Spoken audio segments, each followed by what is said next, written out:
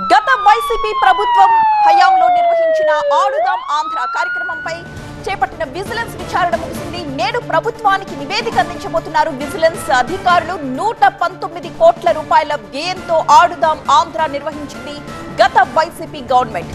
అయితే ఈ కార్యక్రమంలో భారీగా అవినీతి జరిగింది అంటున్నాయి కూటమి పార్టీలు.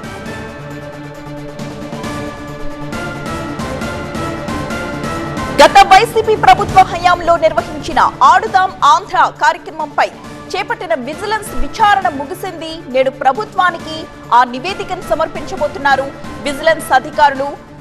ఢిల్లీ, యూపీ, బెంగళూరు ఈ 3 ప్రాంతాలకు చెందిన 6 సంస్థల నుంచే క్రీడా పరికరాలు కొనుగోలు చేసినట్లుగా 119 కోట్ల రూపాయల వ్యయంతో ఆడుదాం ఆంధ్ర అన్న కార్యక్రమాన్ని నిర్వహించింది అని చెప్తున్నారు గత వైసీపీ ప్రభుత్వం. మరి ఆ నివేదికలో ఏముంది? మా ప్రతినిధి ఈశ్వర్ సిద్ధంగా ఉన్నారు. ఈశ్వర్, ఇప్పుడు సమర్పించబోతున్న నివేదికలో ఎలాంటి అంశాలు వెలుగు చూస్తున్నాయి?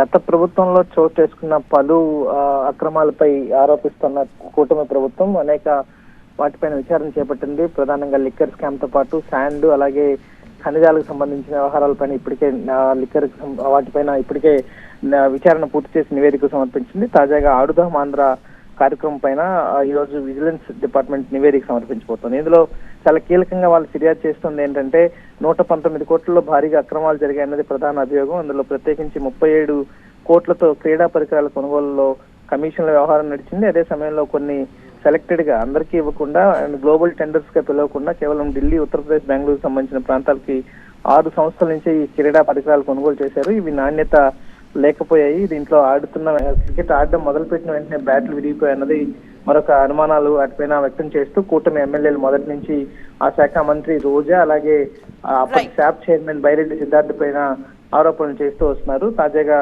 ఆడుదాం ఆంధ్ర ముగింపు సమావేశం అక్కడ విశాఖలో ఏర్పాటు చేసిన సందర్భంలో కూడా దాదాపుగా 2.70 కోట్లకు పైగా ఖర్చు చేశారు. అందులో కూడా అనుమానాలు ఉన్నాయి.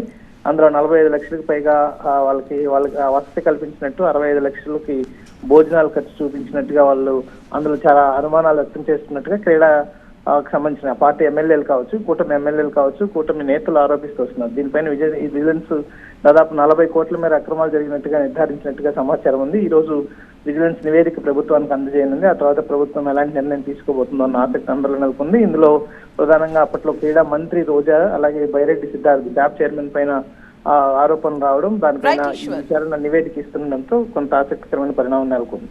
Right, thank you Eshwar.